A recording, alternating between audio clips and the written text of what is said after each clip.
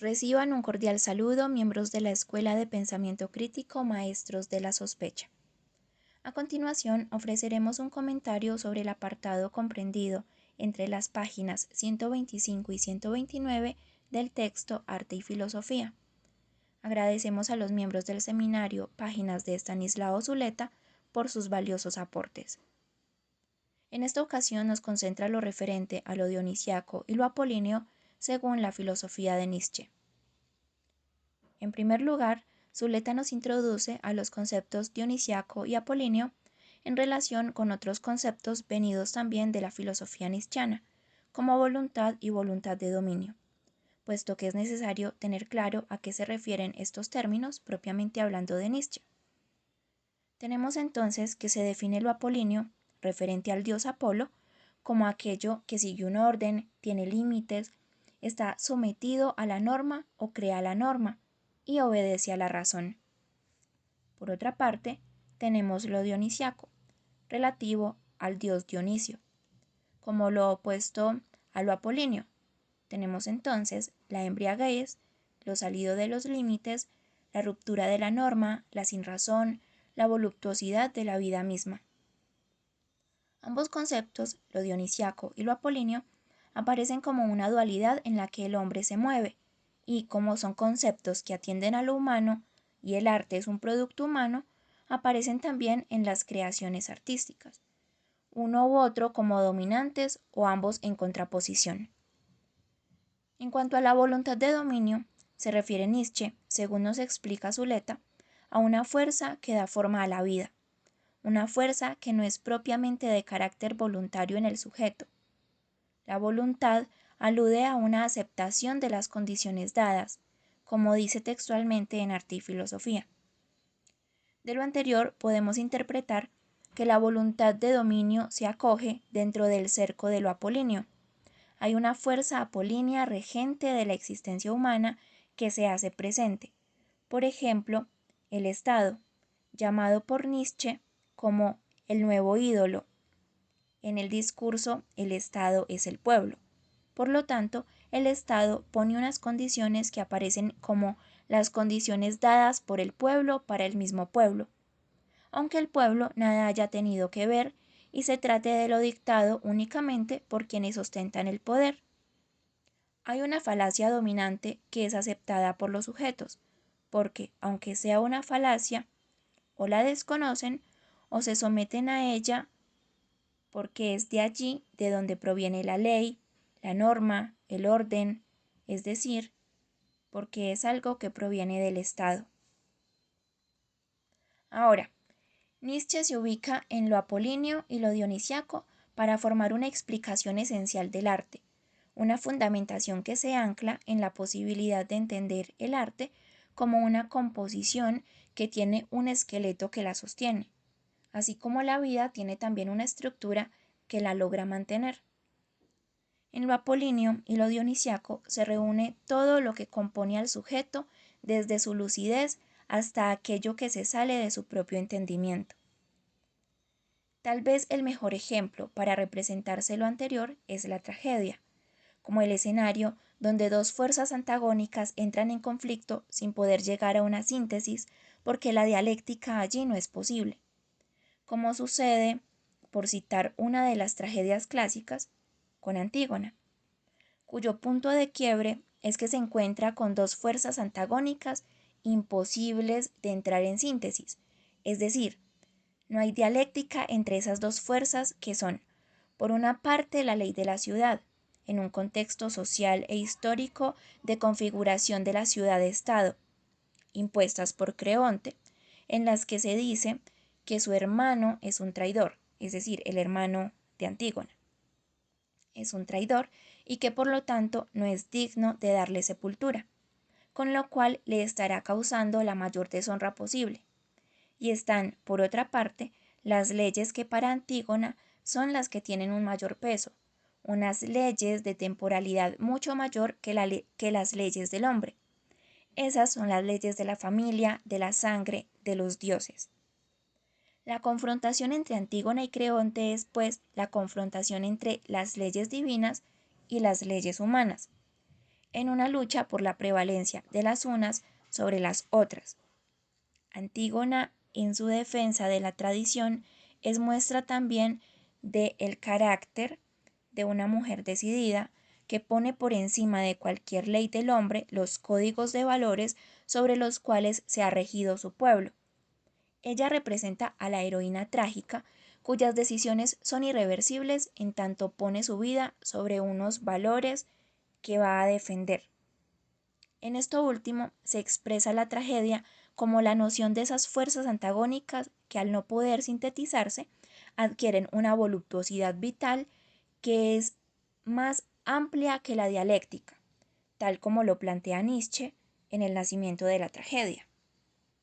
Es decir, en la tragedia, esa voluptuosidad que atiende a lo dionisiaco se pone por encima de la dialéctica que atiende a lo apolíneo y a la razón, pero es necesario que las dos fuerzas se encuentren allí, tanto la fuerza apolínea como la fuerza dionisiaca, para que la tragedia pueda lograr tener forma y sentido. El nacimiento de la tragedia es la obra que Zuleta menciona como aquella que ahonda en los conceptos de lo apolíneo y lo dionisiaco en Nietzsche, y que mejor nos hace comprender la configuración de la tragedia clásica y de las formas de vida de los griegos, de donde, por supuesto, parte el arte de Occidente. Leeré un fragmento de dicha obra. La visión dionisiaca del mundo. Los griegos, que en sus dioses dicen y a la vez callan la doctrina secreta de su visión del mundo, erigieron dos divinidades, Apolo y Dionisio, como doble fuente de su arte. En la esfera del arte, estos nombres representan antítesis estilísticas que caminan una junto a otra, casi siempre luchando entre sí, y que solo una vez aparecen fundidas, en el instante del florecimiento de la voluntad helénica, formando la obra de arte de la tragedia ática. En dos estados, en efecto, alcanza el ser humano la delicia de la existencia, en el sueño y en la embriaguez. La bella apariencia del mundo onírico, en el que cada hombre es artista completo, es la madre de todo arte figurativo y también, como veremos, de una mitad importante de la poesía. Gozamos en la comprensión inmediata de la figura, todas las formas nos hablan, no existe nada indiferente e innecesario. En la vida suprema de esta realidad onírica tenemos, sin embargo, el sentimiento traslúcido de su apariencia.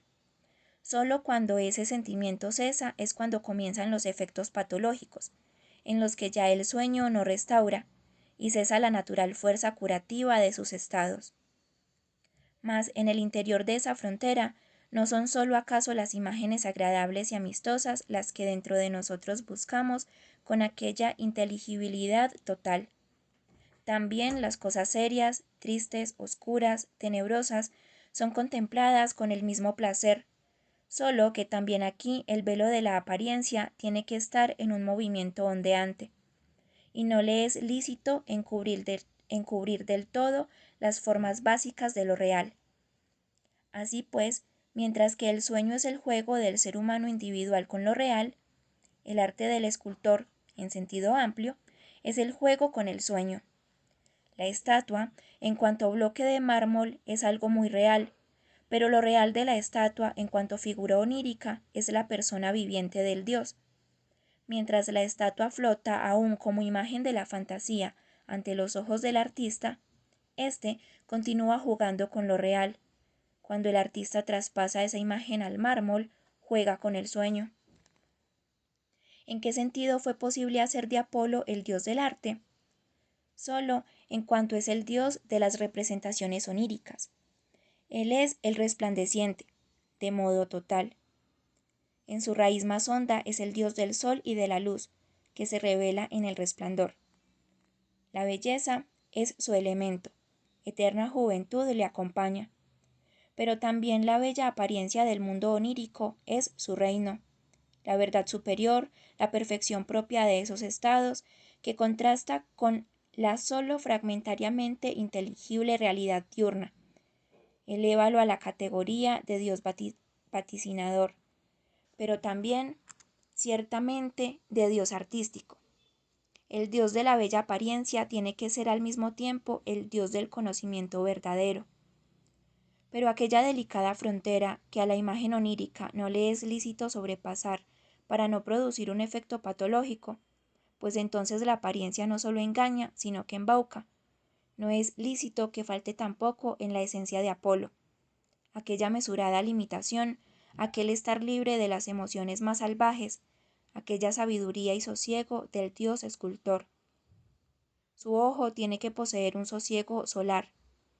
Aun cuando esté encolerizado y mire con mal humor, se haya bañado en la solemnidad de la bella apariencia. El arte dionisiaco, en cambio, descansa en el juego con la embriaguez, con el éxtasis.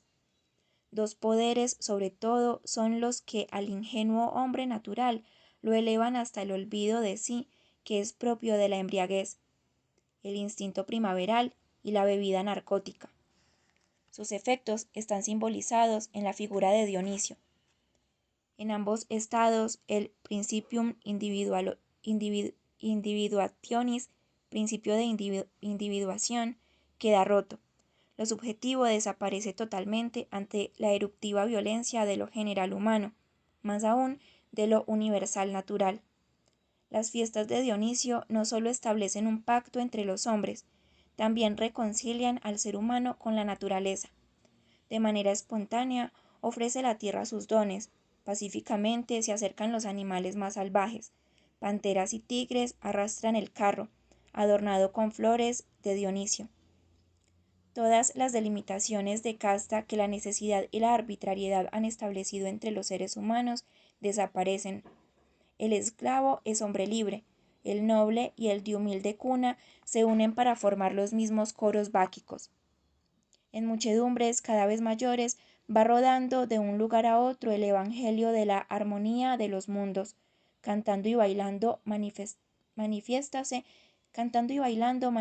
el ser humano como miembro de una comunidad superior, más ideal. Ha desaprendido a andar y a hablar.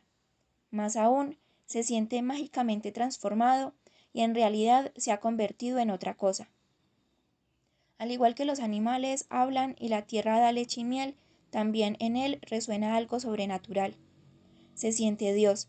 Todo lo que vivía solo en su imaginación, ahora eso él lo percibe en sí.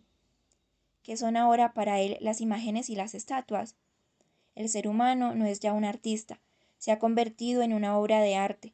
Camina tan extático y erguido como en sueños veía caminar a los dioses. La potencia artística de la naturaleza, no ya la de un ser humano individual, es la que aquí se revela. Un barro más noble, un mármol más precioso son aquí amasados y tallados. El ser humano. Este ser humano, configurado por el artista Dionisio, mantiene con la naturaleza la misma relación que la estatua mantiene con el artista Apolíneo. Así como la embriaguez es el juego de la naturaleza con el ser humano, así el acto creador del artista dionisiaco es el juego con la embriaguez. Cuando no se lo ha experimentado en sí mismo, ese estado solo se lo puede comprender de manera simbólica. Es algo similar a lo que ocurre cuando se sueña y a la vez se barrunta que el sueño es sueño. De igual modo, el servidor de Dionisio tiene que estar embriagado y a la vez estar al acecho detrás de sí mismo como observador, no en el cambio de sobriedad y embriaguez, sino en la combinación de ambos se muestra el artista dionisiaco. Esta combinación caracteriza el punto culminante del mundo griego. Originariamente solo Apolo es dios del arte en Grecia, y su poder fue el que de tal modo moderó a Dionisio, que irrumpía desde Asia, que pudo surgir la más bella alianza fraterna.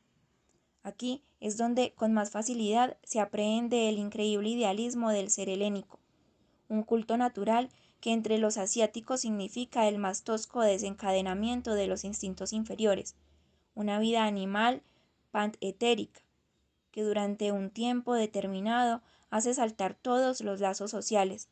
eso quedó convertido entre ellos en una festividad de redención del mundo, en un día de transfiguración. Todos los instintos sublimes de su ser se revelaron en esta idealización de la orgía. Pero el mundo griego nunca había corrido mayor peligro que cuando se produjo la tempestuosa irrupción del nuevo dios. A su vez, nunca la sabiduría del Apolo délfico se mostró a una luz más bella. Al principio, resistiéndose a hacerlo, envolvió al potente adversario en el más delicado de los tejidos, de modo que éste apenas pudo advertir que iba caminando semiprisionero.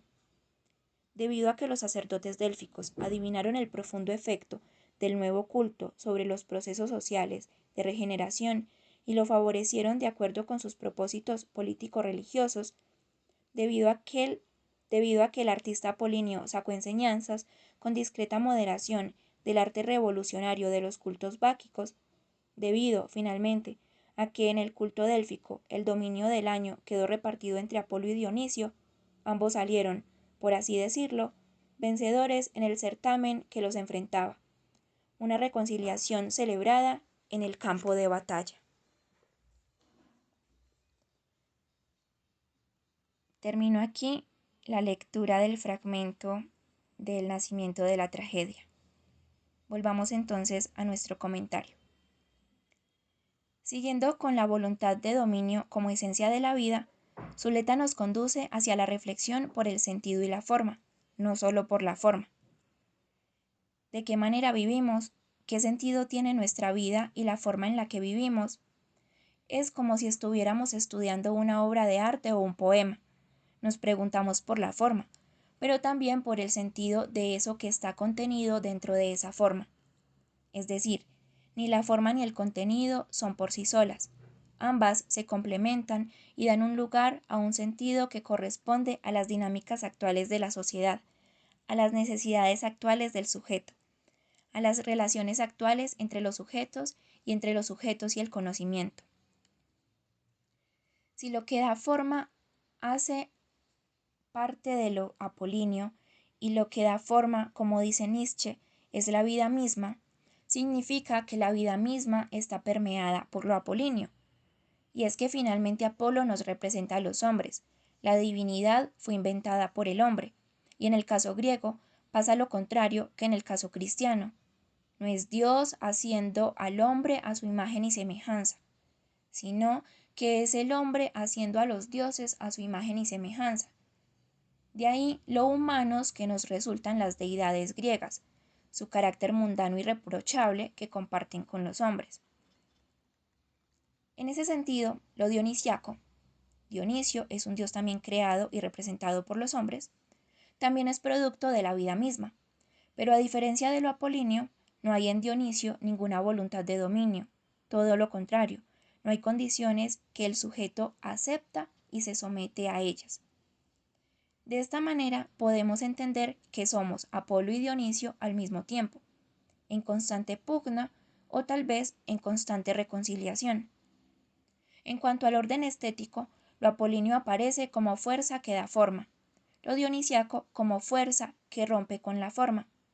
Sin embargo, no se puede romper con una forma si ésta no existe. Dionisio se abre paso entre el espacio delimitado por Apolo precisamente porque éste existe. Se rompe una regla cuando la regla ha sido creada. Se desordena solo cuando el orden ha sido instituido.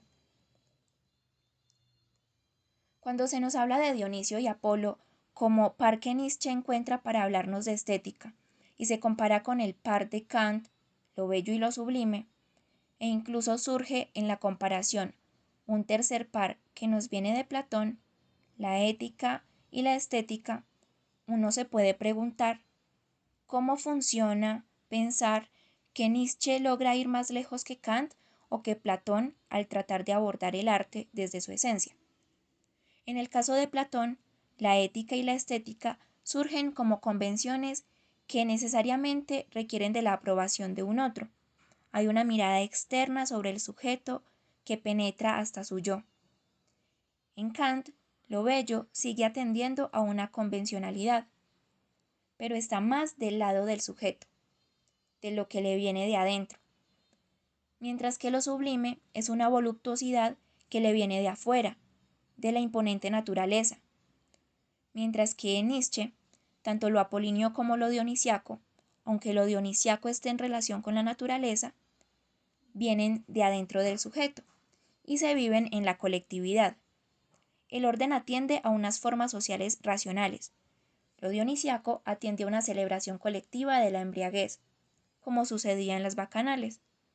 Es decir, tanto lo apolíneo como lo dionisiaco vienen de la esencia de la vida en la subjetividad de cada hombre, pero alcanzan a salir de él y se extienden hasta otro con quien se puede vivir tanto el límite como el rompimiento de éste.